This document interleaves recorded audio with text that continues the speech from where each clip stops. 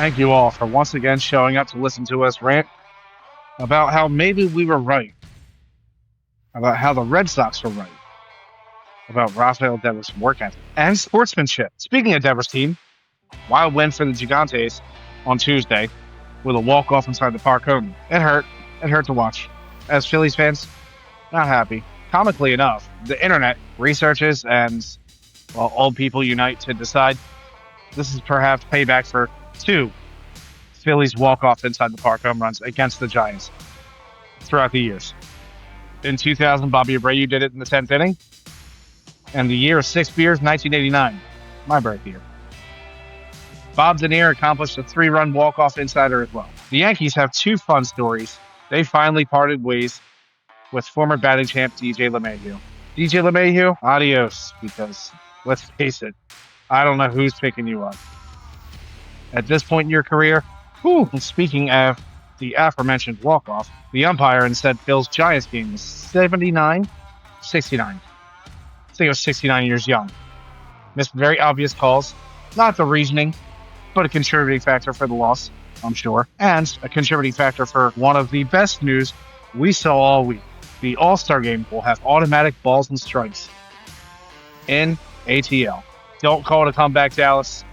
No, not Debbie. Dallas Keuchel just signed with AC.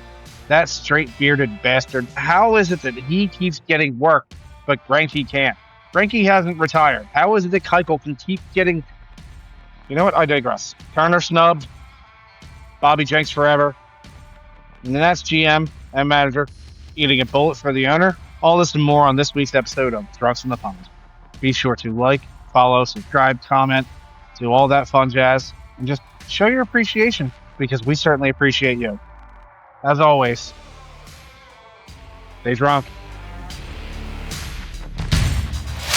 Cheers, boys. Drunks on the Pond, episode 56. Damon just hit the meanest Fortnite drop-in off the bus we've ever seen. Man comes in hot with the glider. Damon, I gotta ask you real quick, what's your go-to weapon in Fortnite? I know a lot of people hit the sniper route, but... what season are we at? No one has the sniper route. If we're going right now, there's like a medallion rifle. I don't know what it's called. I think it's like a Spire rifle or something like that. I go after that. Or just your average SCAR. You know what I'm saying? Shout out to the Call of Duty Modern Warfare 2 days. They brought it into Fortnite, and I was like, let me hurl some things that would get me canceled.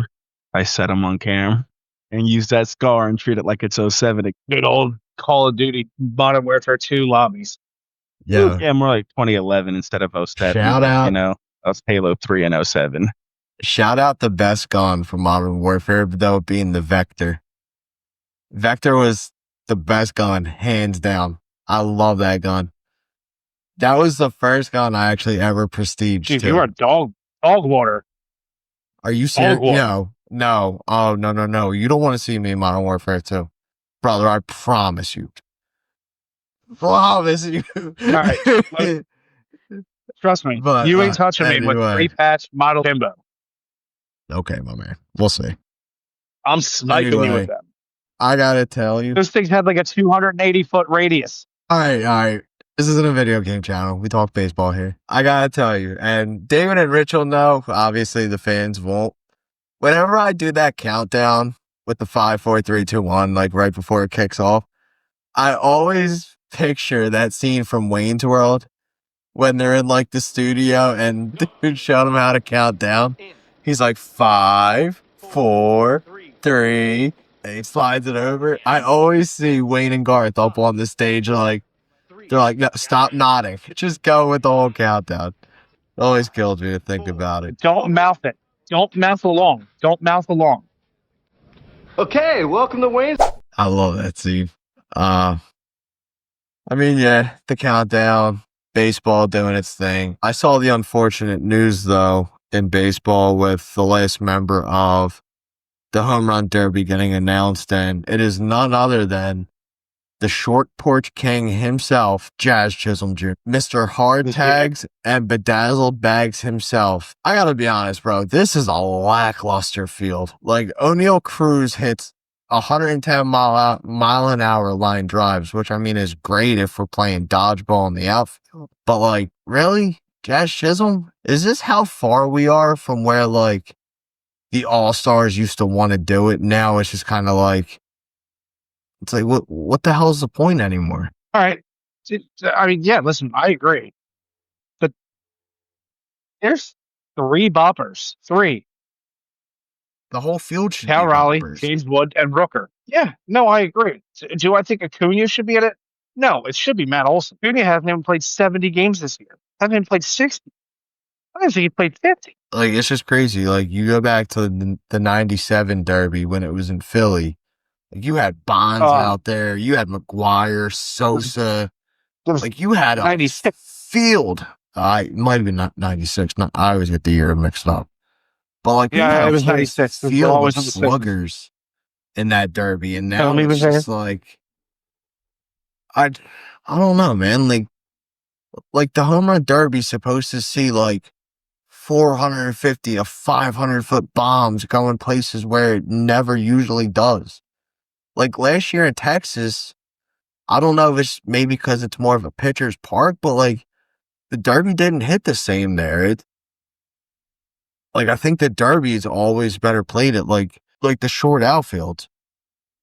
Like as much as we bust balls about the stadium, I think Yankee Stadium would be a great place to have a derby.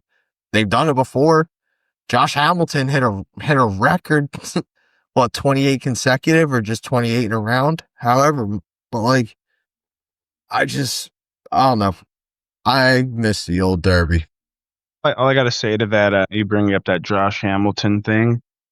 Just need everybody in the crowd to remember that Justin Morneau was the winner of that year's home run derby. A lot of people just tend to forget that. You know, they just remember Josh Hamilton going off and they're like, yeah, I think he won it. And no, he didn't. He did not. Didn't he get eliminated that like next round? And it was like Josh Hamilton's winning this, and then I get to live. That's where I was like, listen, man, listen. I don't know who needs to hear this, but I can't.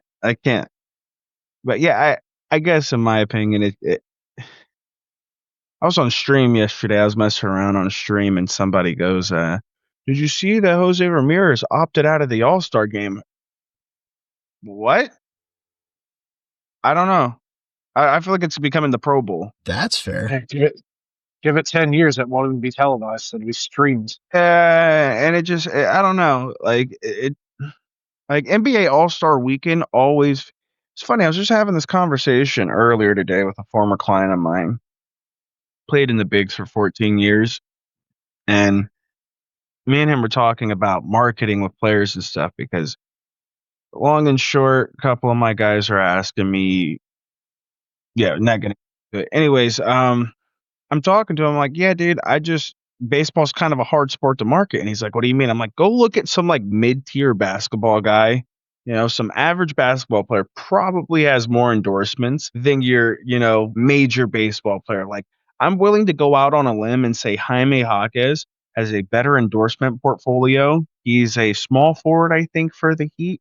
Pretty sure he has a better endorsement portfolio than your guy Aaron Judge or Ronald Acuna Jr. Okay, we're not going to say more than Shohei Ohtani, but so that's where I'm like, I don't know. Baseball is just becoming it feels very forced nowadays, Back in the days, it used to seem very cool. I personally think it has something to do with fanatics. I mean, at the end of the day, everything comes down to $1, and you got to follow where the money comes in. But that's my own personal belief with it, because you see a lot of cards being printed, a lot of jerseys are coming onto the market. I mean, when I was doing memorabilia with my clients, 2021, 2022, 2023, selling game used jerseys for a player directly wasn't like the most taboo of things. There's tons of people that have done it before me, but like, it was like, oh, wow, you actually have access to this guy's stuff. Who else can you get in contact with?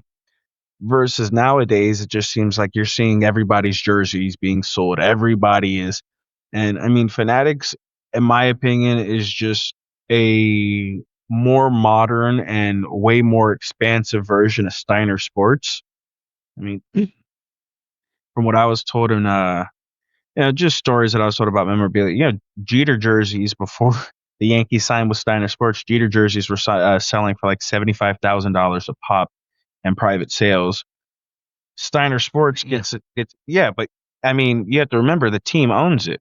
Like, I could go I got sent the CBA today by one of my clients, and I can go in there and let me check. Let me check what he sent, because in the MLB, they have something called a uniform contract. The uniform contract basically just, let me see. I'm going to send it over to the group chat. But yeah, you could basically see like all the stuff in there. This is the CBA. I know in certain player contracts, you have a uniform contract where you can buy your actual uniform from the team. I know in the MLB jerseys are $100, and the NFL it's like $350. Maybe a little off with my numbers, but like, yeah, it's kind of crazy because these teams are now making absolute high dollar. I actually have evidence where I caught the Oakland Athletics selling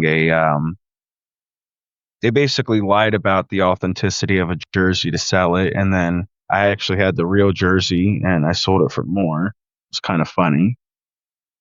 Yeah, dude. So like, but that was like, not that common back then. You're gonna see that happen a lot now. Why? Because like July 4th, for example, when you see those cool jerseys the player has, there's 2 of them in their locker. Player gets one, the team keeps one. Or if something happens, there's another one. But typically how it goes, 1 and 1. And when one wants to sell and others keeping theirs, it's cool. But like, I was working with Rajay Davis, and this is funny. I sold his July 4th, 2018 jersey. It's game used from him, all the dirt and everything. And somebody had the Cleveland Indians one. That was Rajay's, and had a MLB authentication. That was game used. Oh, that's not the only one. I mean, had the Athletics. A couple teams that have done that. But yeah, dude. So I think it's stuff like that. They're trying to grasp for as much money as they can get, and it's dirty. It's dirty. Definitely sounds like it. So you kind of get the hint that there's something in baseball today on July 10th at almost 9:30 p.m. that's happening. It is a word that is not said during said thing, but it is a very important thing in baseball. So we'll definitely keep an eye on that. And when we get the news, we'll be sure to share it. You'll get a live review of the action. So that's something. A live review that you'll see recorded on Saturday. Yeah, a couple days from now. So enjoy. However, how do you feel about the snubs for the All-Star game? I mean, is it something as Damon alluded to? Yeah, cool. What exactly does it mean anymore? But I mean, you have the NL's leader in hits, the NL leader in RBIs, both left off in favor of nothing important. You got Christopher Sanchez, who was snubbed again today for Drew Peterson, and Christopher Sanchez is dominating him in every statistical category this season. I mean, I personally think the All-Star game starting lineup should not be decided by fans at all. It should be decided by the players. Players and the coaches. Because the players are going to say, players and coaches, well, you know what? No. Take the coaches out of it. Just for shits and gigs. Take the coaches out. Players alone are going to let you know who they don't want to face, who the best they face is, and most importantly, who should be starting. And there goes the no-hitter. Crap on a cracker. And who, of all people, was it? That heavy handbag bastard. Jay, you're mute. The old hard tags and bedazzled bags guy. Oh, and he had his parents in attendance. Oh, that sucks. Losing a perfect game in front of the old mom and pop's. That's gotta sting. It was a no-hitter. I thought it was a perfect. I mean, either way, you're no hitting the Yanks in their own home. Dude, that's huge. Poor guy. I think he gets taken. Still shutting him out. Good start. Woo. Good start. Now batting, Austin Wells. Gave up 2 base hits. Yeah, he gave up base hit to Chisholm and then Ben Rice back to back. Jazz is sitting on third, probably complaining that someone Did air guitar too strongly near him? I felt the air vibrations. The chords that he played were just so strong. It almost knocked me off the bag, man. It feels like he was playing Guitar Hero aggressively. So, Damon, you've been around this game for your entire life. What do you think the chances are DJ LeMahieu gets signed by anyone? By anyone? Yeah, think he has a swan song with Colorado? I was about to say, I don't see it being too far-fetched in Colorado. I But they're not mean, going to take on that contract. Well, no, the Yankees are going no. to pay it, so it doesn't even matter. Yeah, that's what I'm saying. I mean, I think they it just need the wouldn't hurt. 22 mil. I don't think he's the worst guy out there, especially if the Yankees are taking care of the money. That's where it's like, I don't know. Like how you're talking about Zach Greinke, where I get thrown off is the fact that Zach Greinke doesn't get picked up, but Rich Hill does. So, like, I mean, I want to tell you yes. Agreed. I want to give you my best educated guess with it, but like, there's a lot of things that go on nowadays where I'm just like, all right. That was like the very first for me was like the whole Wander Franco signing. Was not a huge fan of signing these guys before they played at least 5 years in the bigs. And, it comes out that, dude is whatever. It's like, okay, we weren't doing background checks on these young guys, before we paid them $100-some-odd million. It's not like So- it's a veteran.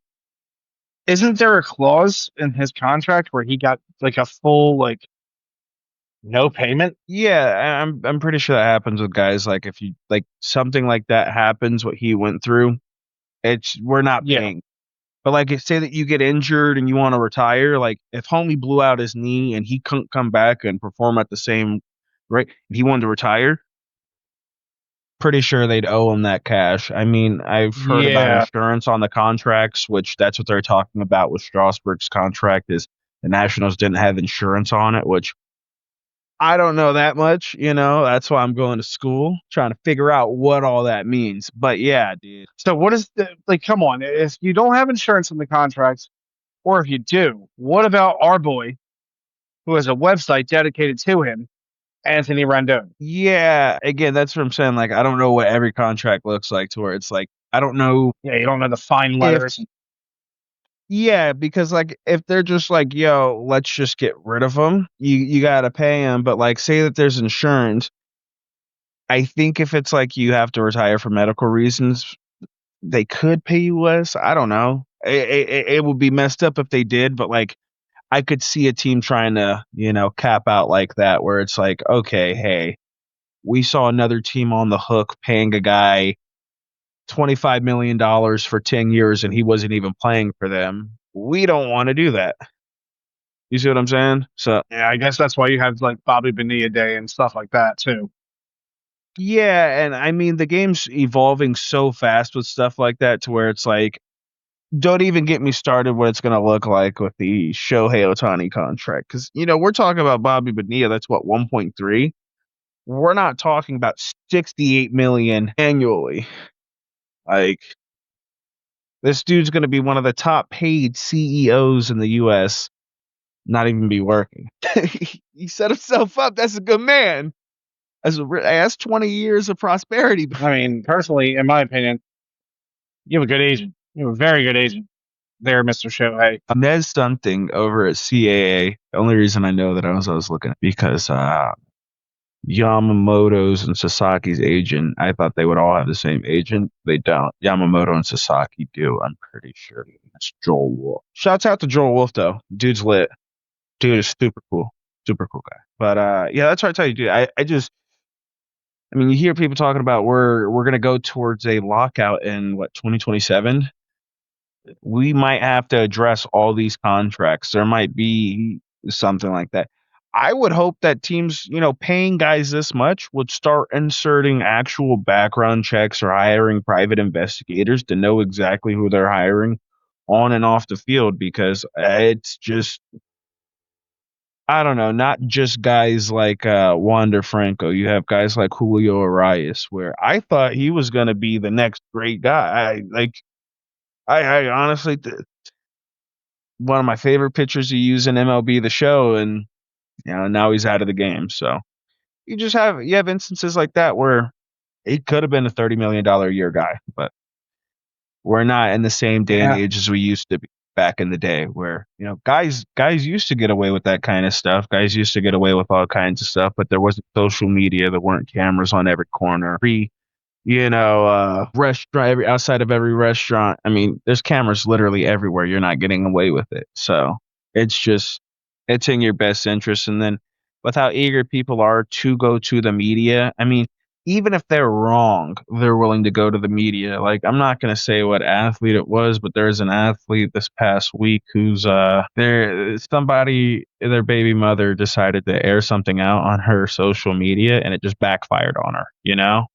And that's where I tell you, people are so quick to run online, say something, regardless of how bad it makes themselves look. Why? Because in hopes that if they make said guy look bad enough, they're getting a check and some sympathy points out of it.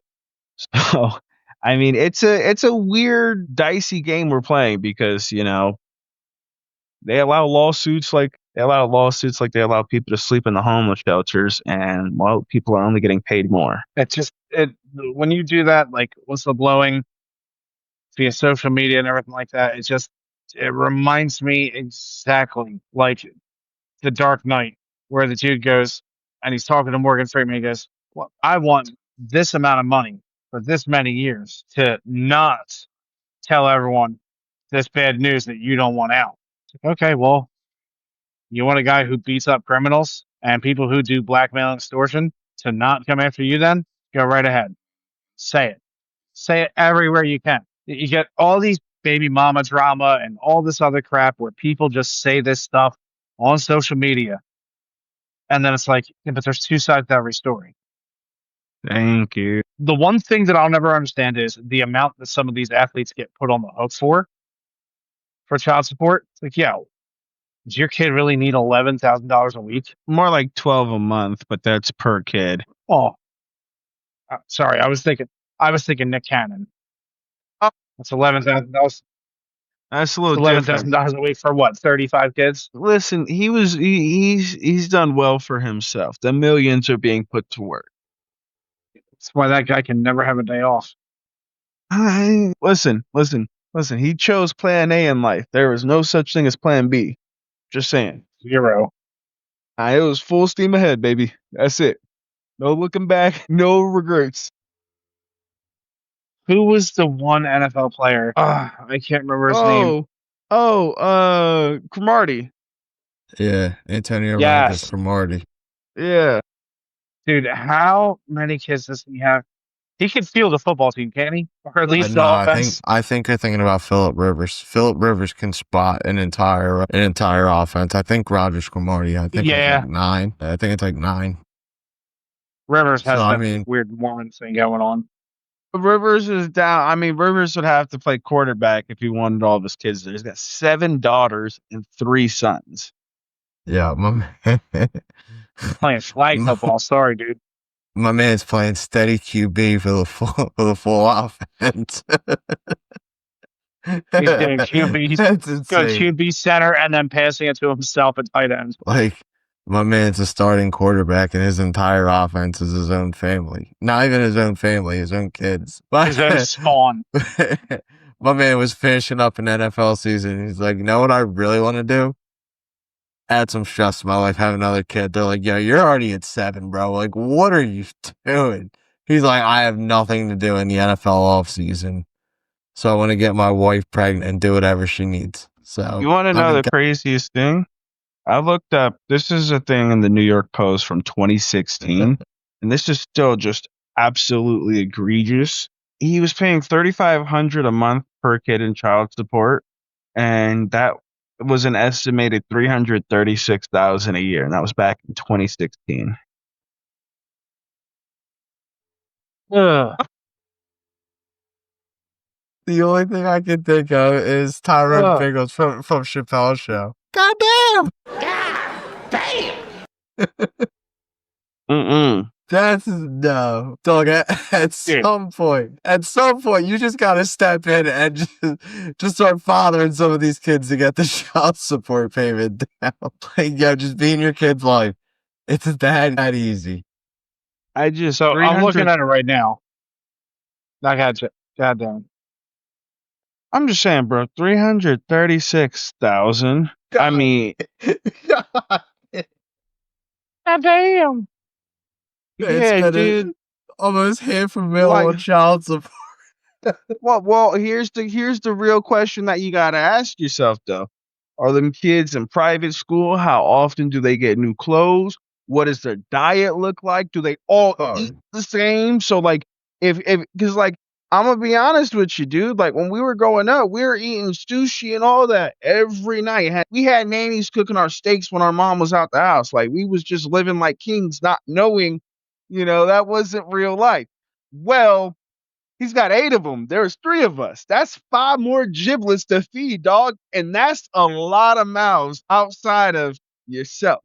Because if you working hard and not hardly working, you hungry, boss. And if you hungry, boss, you gonna eat a lot. That's you Right. already eating 2 people right there. And if you got a fat kid, he's already eating 2 people right there. That's 4 people under 2 people. You still got 6 mouths to feed. I That's was 10 literally, people. I was literally just sitting here thinking, you know how mad I would be if I'm in court trying to figure out child support, and I'm like, why am I paying this much in food? And I gotta watch my fat child wobble down the aisle and go, damn, dog, come on. Like, you gotta Diabeto stop. over here. I'm like, oh man, I'm like, damn. Now paying for insulin and your $12,000 a month grocery list. You see, that's what I'm saying. That's what I'm saying. He's talking about I want to get Dude, into insulin's not culinary getting cheaper. school. Yeah. Homie's trying to tell you, Dad, I want to get into culinary school. No. Oh, You're gonna get hell into no. that. Go get that Jenny Craig and that gym. That's what you're gonna be doing. Take you to salad school. Just looking at the paper being like, $12,000 in groceries for what? And then your child just wobbles down the aisle. You're like, oh my God. Bitch, I know you did it on purpose. So this is pretty funny. I had to Google it. Vladimir Guerrero Sr. is the MLB player with the most known children, with a total of 8. He's obviously got Vladdy Jr., Pablo Guerrero, and Miguel Guerrero. The other 2 have also played professional baseball, but he has it with 5 baby mamas. Damn. Senior got around. Senior was like, yo, different area codes. I mean, 5 baby mamas for 8 kids. I mean, I really want to hope that his first wife or girlfriend had the 3 kids and, they were looking at a future together. And then something And then he happened, just went, fell apart. And then my man was just like, every girl that walks by, just waiting guard, just swing. Just unstoppable force. he literally walked around with a YouTube video of him hitting that ground ball, hit that ball that bounced before the plate. And he's like, yo, look what I did. And girls are like, at least 5. There's definitely gotta be one out there that we never got the info on, but there's like a 10-piece nugget out there somewhere from a former player. Honestly, Dude, I'm gonna laugh. I'm gonna laugh if you uncover it with one of the behind the scenes. I feel like majority of the behind the scenes I do, like when I get the family information, it's like, oh, the dad and the mom had 13 total kids and he was the 5th youngest. I'm like 13. Oh my God. Wait, can you check real quick? I just sent a text to the group chat, and then can you check something for me? How many kids does Manny Ramirez have? I swear, like I've met 3 Manny Ramirez Juniors. I feel like I've met at least multiple, more than one, but He has 3 sons, all named Manny. Hell yeah. Love that. Do we think he has does 3. he have another son named Lucas, or is that Manny Lucas Ramirez?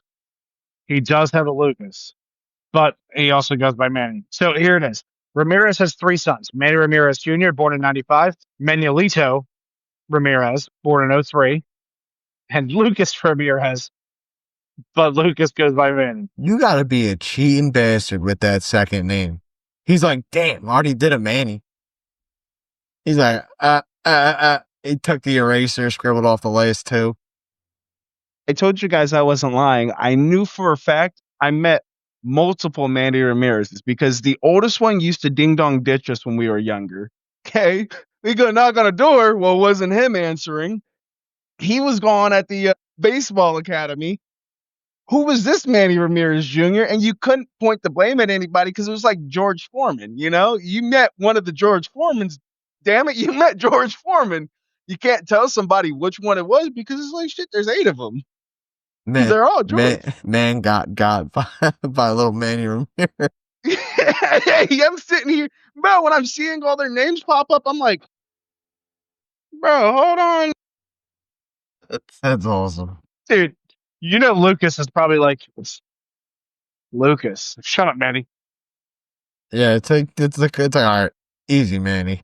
It's like his dad will call him into the room and be like, Manny Lucas. And he's like, it's just Lucas, Dad. He goes, shut up, Manny. Get in here.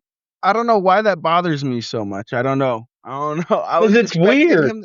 I was expecting him to have like 5, 6 sons. You know, I like something to where I was like, okay, it makes sense that 2 of them are named Manny or something like that. Listen, the first thing that went through my head, and I don't want to sound like a dick when I say this, but as a parent, I'm not going to name my children the same name or even close. I feel like it's super lazy parenting, so you never up their names. No matter what, they all have the same name, so you could never be wrong. I kind of like the whole junior idea, just for the. I don't know. But you can only be one junior. Oh yeah, and then it goes to the 3rd, the 4th. I mean, Christ, how many King Edwards did we get before we got a King Henry? That's the same but different, but the same. I mean, names are names. We strayed so far off the path with this conversation. First, we started talking about child support. Then we started talking about Vladimir Guerrero's kids. Then Manny Ramirez and the three manatees. Hey, you don't want your life under a microscope. Don't become a professional athlete. Yeah, and don't name all your kids right after you. Like, I don't know, dude. Like, I don't know. Like, we're talking about you, George Foreman. Yeah, dude. Like, listen, those grills and stuff, they were cool. Never used them, but like, I just can't get behind the 8 Georges, dog. I can't do it. No Georgia, Georgetta. No. Those are all names. He's got so many Georges. That's crazy. If you look at Wikipedia, it literally says Foreman has 12 children, 5 sons, 7 daughters. His 5 sons are George Jr. His 7 daughters are Natalia, Leola, Frida, Michi, Georgetta. And then it just keeps going. But like his 5 sons are George Jr. Honestly, like you can't say he's not creative because He's not. The girls' names prove he's creative. The problem is that he's creative to a very low bar. He's like, I have 7 daughters all with different names. They're like, well, I mean, yeah, they figure. I mean, I hope so. Children, they should have different names. Oh, you also have sons? Yeah. What's their names? Well, there's George. And they're like, okay. And how about him? George. It's like, oh, 2 Georges? Okay. I mean, hey, listen, you do you. How about that tall one? Skyscraper? Yeah, George. Like, they walk up in a line. You're like, these 5 are George. These 7 are so. And they're like, yo, hold on. Wait a minute. Jesus. Like, can we figure out what George Foreman's parents' names were? Like, were they like a George and Georgette? George and Georgina? Like, something had to set off this entire thing. Nancy and Leroy. Okay, so no connections to George. Real quick, I got to take this quote, but he made $138,099,099 by selling the rights to the Foreman grill. I'm going to leave you guys with that one. Everybody watching, you guys have a blessed one. I forgot it is draft weekend, so I got a couple phone calls I got to make. But to everybody, hope you guys are blessed, and I'll speak to you guys soon. See you, buddy. Adios, brother. Have fun, dude. Good old George. You know damn right. He's looking at that paycheck when he sold. He's like, this is for George. This is for George. This is for George. And his kids are like this. Yeah, Daddy. Yeah, he goes, I'm George. Like, now, the one thing I will give him is that, like, he was married to, I think, like 4 or 5 different women. So, I mean, he probably dropped off at George to all of them, and then in between had a couple girls. But, like, Oh no, man. God bless him. God rest his soul. Indeed. So back to Here's to baseball. you, Big George. Obviously, we strayed from the path hardcore. I saw a very interesting fact today, and I want to get your opinion on it. I'm going to ask you a question. So there Okay. was a post on the baseball Reddit, and it said, "What is your favorite batter pitcher lopsided matchup?" And there were a lot of good ones. Like there were some that I just did not remember. Like Paul Goldschmidt supposedly hit the shit out of Tim Lincecum. Like crushed him. Adam Dunn couldn't hit lefties to save his life. You know what lefty he's tagged up multiple times? Clayton Kershaw. Like, I love it. That is one of my favorite posts because it makes you realize that like you could be the most below average hitter of all time. And you may find like a Cy Young ace pitcher that you're just like, dude, I have your number. Like when you're on the mound and I'm coming up, you're probably like, Jesus Christ, like this dude's hitting 200 on the season and he's hitting like 400 against me. Like, what the hell am I doing wrong against this kid? The fun fact that I learned, the GOAT, the GOAT, the great GOAT himself, Shohei Ohtani versus Wade LeBlanc. We're talking Wade LeBlanc. The dude hasn't pitched since 2021. In 13 at-bats against Wade LeBlanc, Shohei Ohtani is 0 for 13 with 9 strikeouts. Wow. For some odd-ass reason, Shohei Ohtani can crush any pitcher in the league, but if you throw Wade LeBlanc out there, Shohei Ohtani is immediately going to get pissed off. Because he just cannot, he couldn't touch this dude for some reason. I don't understand it. Like, we're talking a generational talent, and you throw out a mid pitcher like Wade, and Shohei Ohtani is just falling all over himself. It's just mental. So, I mean, that brings the question I have to you. You know, what is your favorite batter pitcher lopsided battle?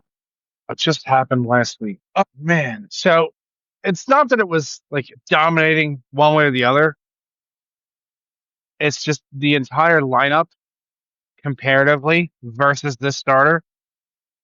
Max Kepler was the only one with more than 3 hits against Dylan Cease out of our lineup. And Max Kepler was 6 for 25 because they played in the same division. But he's 6 for 25 with 3 home runs and 6 RBIs. It doesn't all say that like it's nothing but strikeouts or anything like that because and it's only 7 strikeouts. Now it's 4 home runs because he hit one in the game the other day. Yeah, so he is 8 for 28. That's a 286 average. Not that bad. But comparatively, the rest of the lineup, the most is like 2 hits. Some had like 15 at bats. Some had 20. Like 11 for 28. Or I'm sorry, 8 for 28. I keep looking. That's only in 11 games. Not a bad 11 games. Here's one, but it was towards the end of his career. The pitcher. Chase Utley was a player who didn't necessarily get dominated or bested by too many people. You agree, right?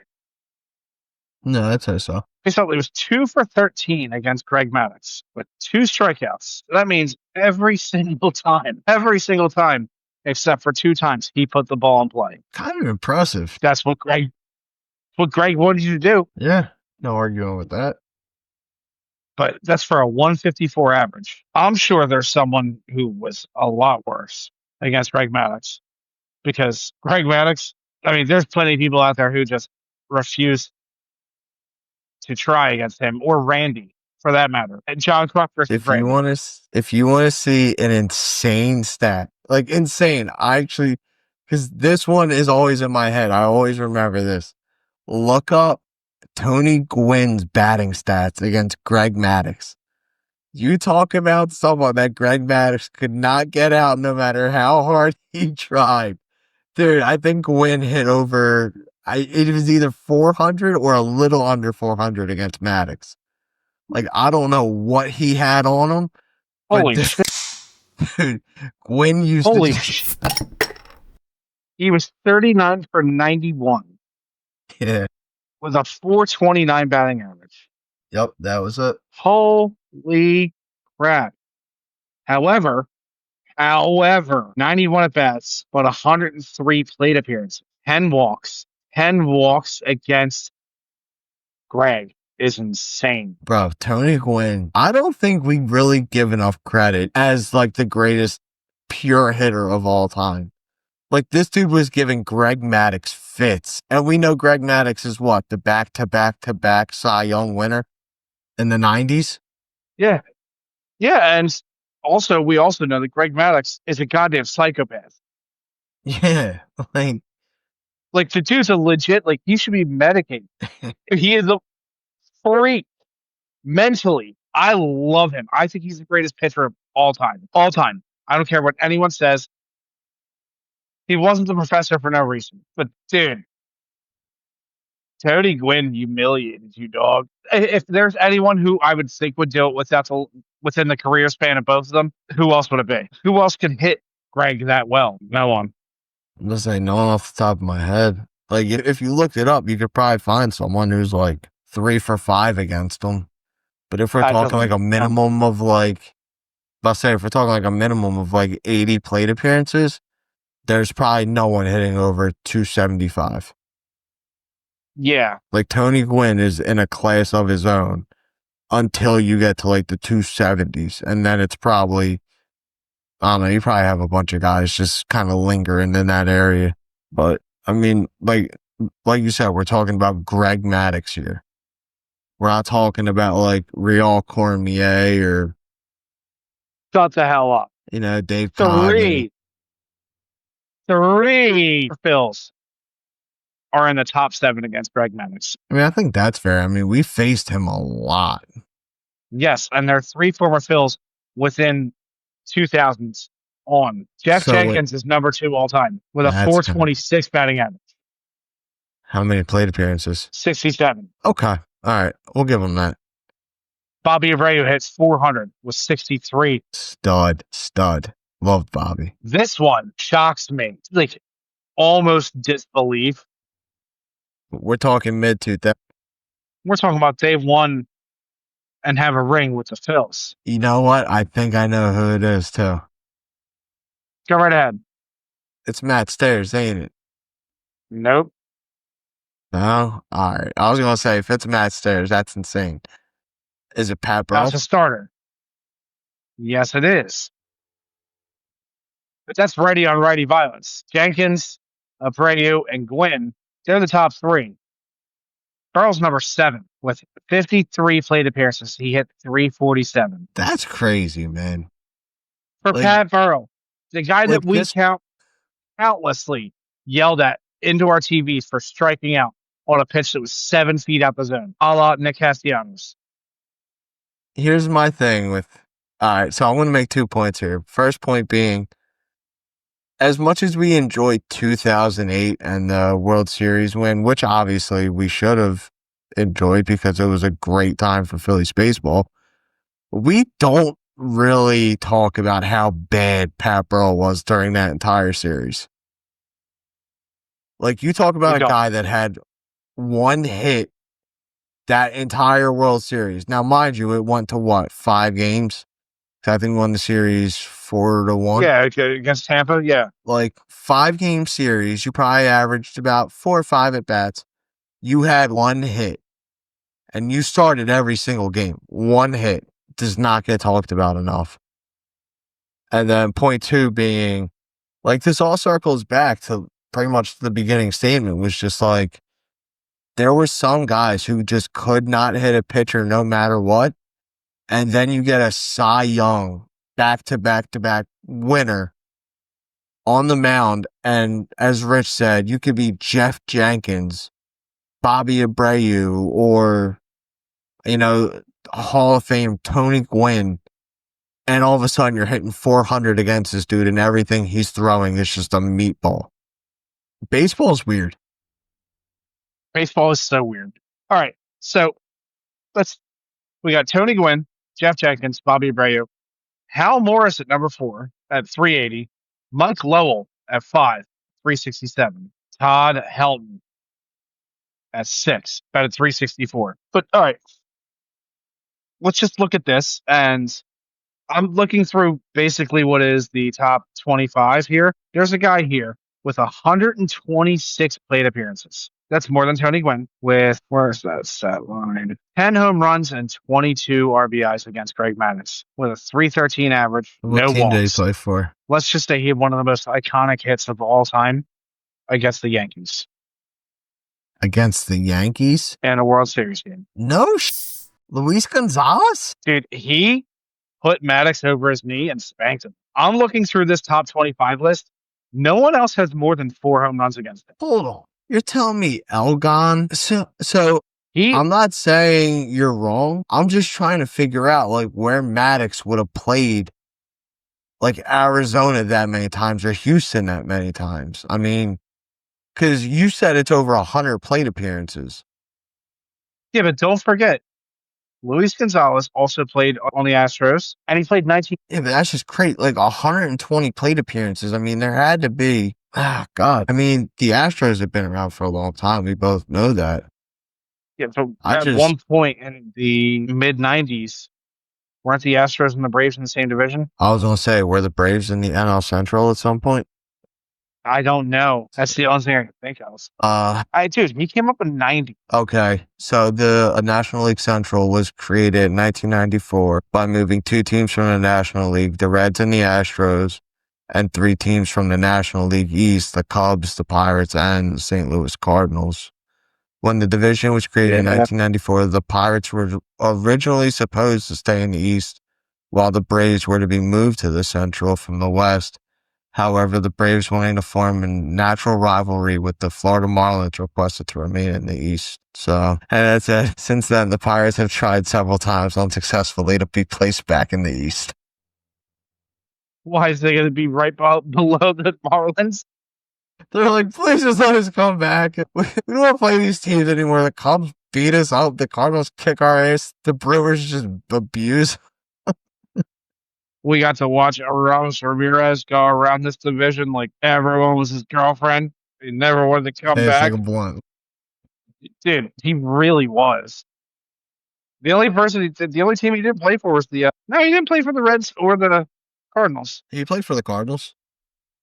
Ramos Ramirez? Almost positive he did. Because I think Ramos Ramirez is one of the only players to actually play for every team in the Central. Yeah, he played for Pittsburgh, Chicago, Milwaukee, Pitt. Oh, he didn't play for the Cardinals. That's my apologies. I didn't think He did so. not.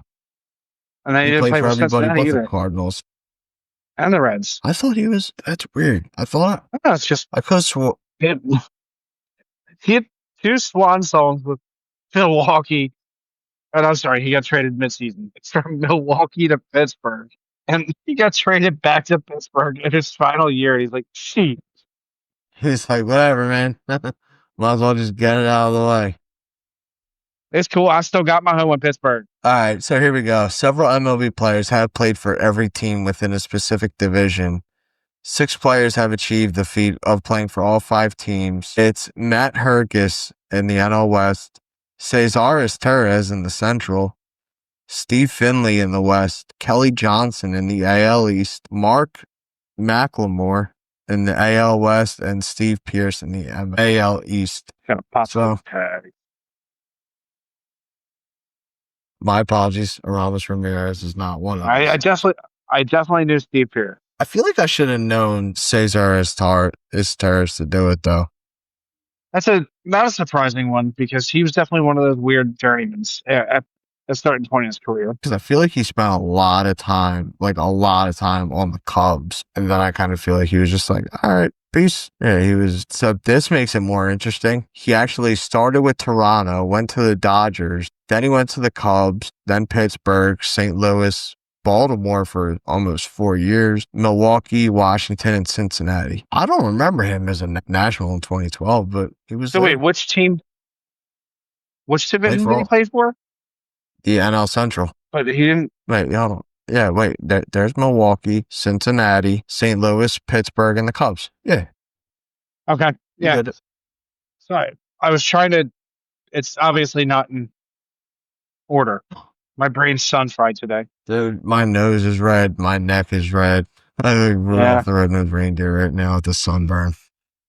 Yeah, this turned out to be a rough game in Seattle or in New York. They had a no-hitter into the 8th, up 5-0. Bottom of the 10th, it's tied 5-5, and the Yankees have a runner in scoring position. And they just loaded the bases. Oh boy. Well, the Bronx is going to be a zoo, as if it's never that. So how do you feel about the Major League debut, although in a non-competitive setting, of the automatic balls and strikes in the All-Star game? Think it's a point in the right direction? I think it is. I do like that it's finally being implemented and something other than spring training. It's a positive step forward for sure because, as we watch games this year, as we saw with the Phillies and Giants in the first game, like Phil Cuzzy messed up at least 10 calls, minimum 10. And when the umpire report came back, he's like, yeah, he was giving 2 runs to the Giants. Like, he was calling outside pitches, strikes for Philly, calling pitches practically down the middle, balls for the Giants. Like, it was an umpire shit show, to be honest. So I do like that they're bringing the ABS system in, even if it's for something that's just for fun with the All-Star game. Like, I feel like we may get a couple challenges just, as like a ha-ha, hee-hee, something like that. I do fully expect it to be involved next year. I think it's going to be a weird growing period for everybody, especially the umpires, because it's like, what the hell? It's like, you don't trust me to make my call. It's like, no, we don't trust you. Like, we don't trust any of you because none of you have given us a reason to trust you. I do like it. I'm hoping I can see it if I'm not on night shift next week, which, find out that tomorrow after my shift. But yeah, long story short, I do like the ABS system being implemented in the All-Star game. And just to backtrack a further point, I still don't like that Jazz Chisholm is in the home run derby, to say on said subject. Listen, I wish I could disagree with you on that. I think that's all very good points. And also, I don't like calling the ABS, the automatic balls and strikes, because all I think of is the anti-lock brace system. That's a fair point. Yeah, it's comical. But I do agree. I think we see a comical call out, much like we did during spring training when Scherzer threw out his first pitch and Trey Turner, it was a strike fastball literally right down the middle. It could not have been more clear. And Trey Turner taps his helmet, and the ump goes, and then he just looks at Scherzer and smiles. And Scherzer goes, get the box. Because even though it's spring training, it's Scherzer. The dude's a bulldog. No matter what, he's one of the most competitive players out there when healthy and not collecting AARP. That's a true point. Dude's ancient. And by the way, the Yankees won. That was with a walk-off sac fly. God dang it. Who else? Who else but Aaron Judge? Who else but Quagmire? So before we peel off for the night, how right were we? How right were we about Devers? I'll be honest, I was majority wrong. No, I'm not saying about the. I'm saying we were all right about the shut up and just play. In that case, I was still half wrong. Listen, the weird thing for me is that other people are coming out and talking about it. And I mean, listen, I'm not saying Will Clark's wrong, but like usually when this kind of stuff happens, we get some kind of quote from Raffy. Like even if it's something like small, he still says something. On the fact that nothing's being said, I'm like, all right, I'm taking what you're saying with a grain of salt. Because I want to hear from the other party as well. Like if Rafi Devers is like, I haven't even gotten a phone call about any of this. Then it's like, okay, well, now we got to see where it goes. But as of right now, I mean, Boston looks like they may have been right in making a decision. I do think they could have gotten a hell of a lot more. Or, like, I don't know. I mean, if you're coughing up the best hitter in your lineup and you're not getting the number 1 or number 2 prospect from a team back in return, then I do think that in the end, that trade is highway robbery for the Giants. Yeah. I mean, production-wise, it already is. So, my thing is, that meeting that he had with Breslow had to have just said everything Breslow could have possibly needed to hear, where he was like, you're not right here anymore. You don't fit in with the culture that I'm trying to produce for this locker room because I'm pretty sure you probably just spoke about yourself in the third person. He probably Rafi did do doesn't that. want to do this. Rafi does not want to do this. It's a shame. Like, listen, dude, you're a great elite hitter. You're absolutely dog shit in the field. Why is it that you're also not going to take any advice from a very great fielder in Will Clark? Like, do you really think you're that much better to just miss a meeting with, if we went by fielding alone, a Hall of Fame fielder? Yeah. It's just that rubbed me the wrong way. I mean, also, I mean, his comments and his nonchalant carelessness. It's just you can only be so elite for people to want to put up with your. So I don't know. It's, This also goes back to what Damon said earlier. Like, you offer all this money to these big name players, and yeah, you're going to get the production, but like, no one ever has a clue what you're getting alongside that production. Like with Rafi, you were guaranteed a 30 home run, 100 RBI guy at the end of the season. What nobody expected to get was somebody who, when times got tough, said, you know what? I'm in this for me. You guys do what you have to do. But at the end of the day, Rafi does what Rafi wants for Rafi. Okay, you want to take me out of the field? No problem. And throw his glove in the trash. Manny. That's probably the closest you're going to get with a comparison. Like, I mean, the guy threw his glove out, and then Tristan Casas' knee blew into the stands like a splash zone. And they're like, Rafi, we really need help, bro. Like, we need you at first. He's like, glove's already in the trash, bro. You told me to throw it out. It's gone. That glove does not exist to me anymore. And it's like, yo, Bregman's down at third. Like, what do you think? He's like, why is that Rafi's problem? Why is it my problem? And then, of course, all the interviews come out. Rafi's like, I would have played first. I just needed time. What, you think I'm just going to step in? It's like, no, I have to prepare for it now. Dude, I don't know, man.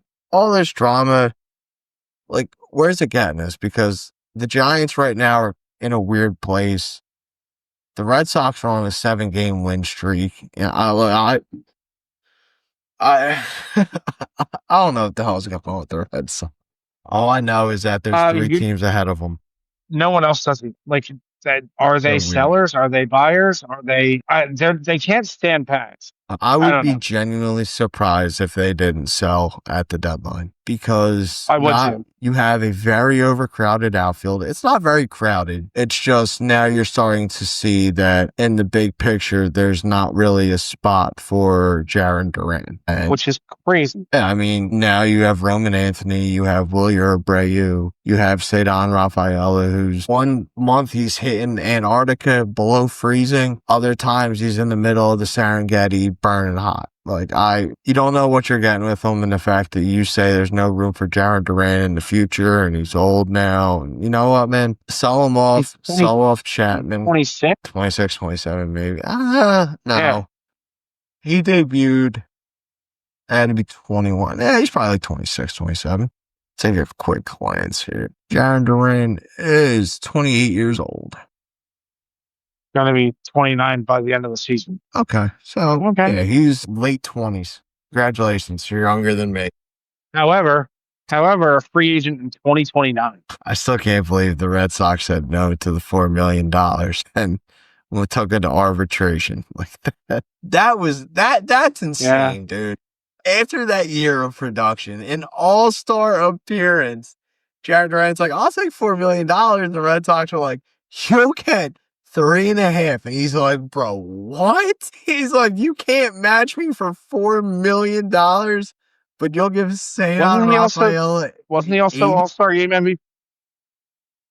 He was All-Star Game MVP too. Yeah. I don't know, man. Dude, Boston is so Boston right now. I don't know, man. You ready for final thoughts? Yeah, I'm ready. Yeah, same. So me currently, right now, I'll do my final thought, and then I have our favorite segment today in baseball history. But first, yesterday we saw a rare feature. Mid-game trade between two teams that were playing each other. The Dodgers and Brewers made a mid-game trade while playing each other. Dodgers traded Stuart Baroa to Milwaukee for the greatest player of all time in all trades.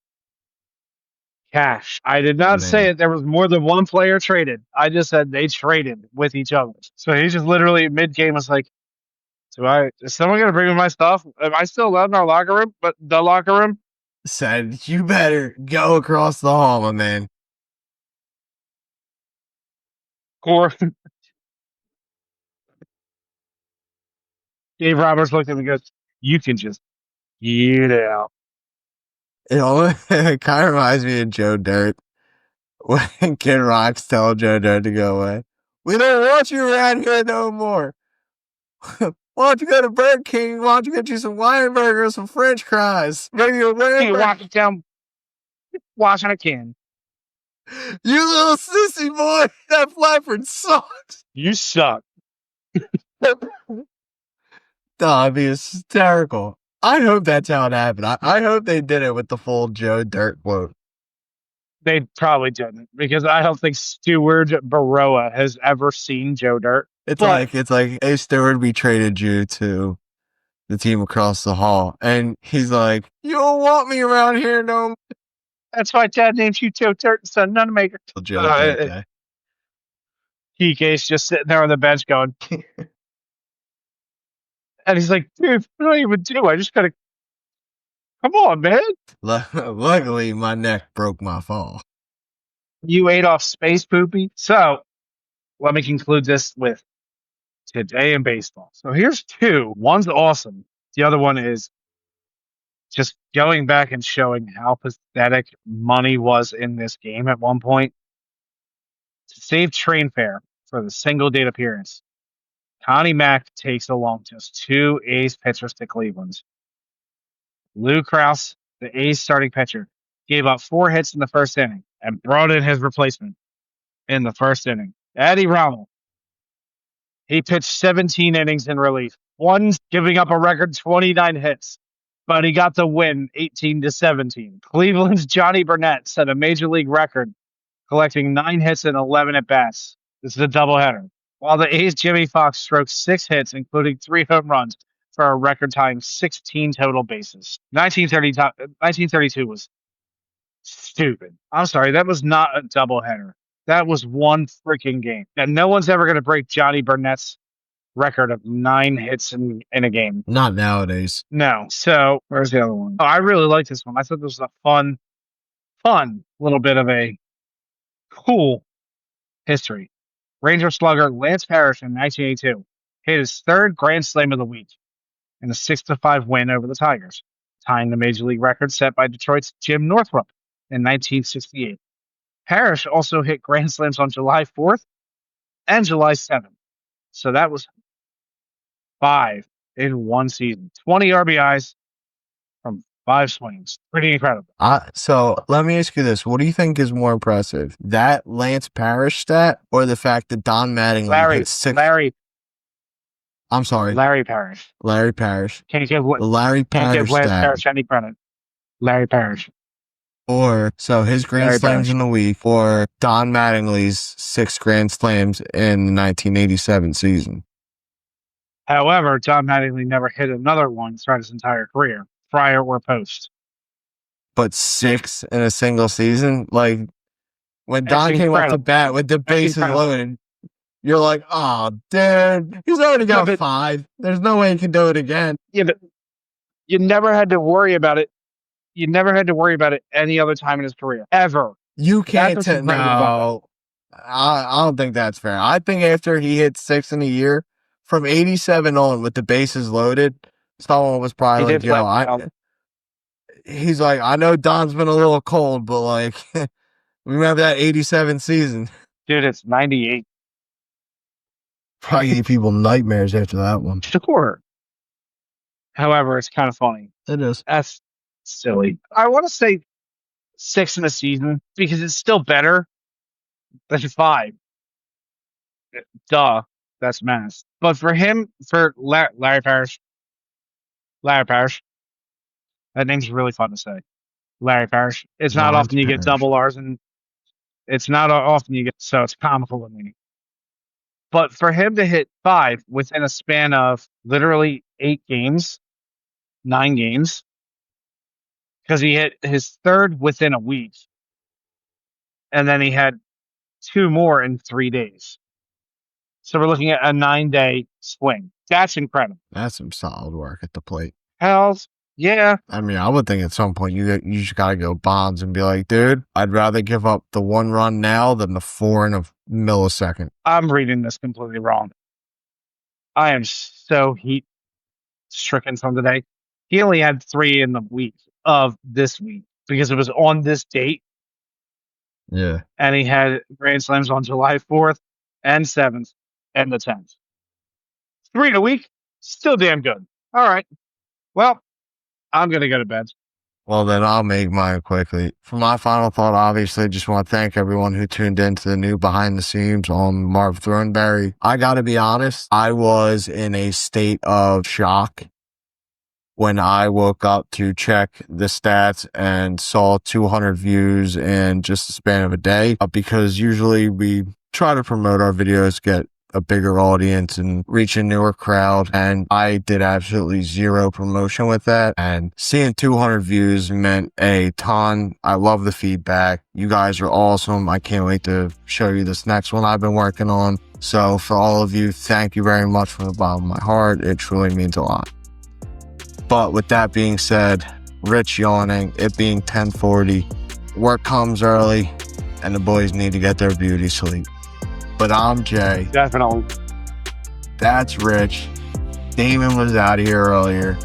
Thank you for tuning in to Drunks on the Pond, episode number 56. 56. We will see you all in the next episode. Peace. Love y'all.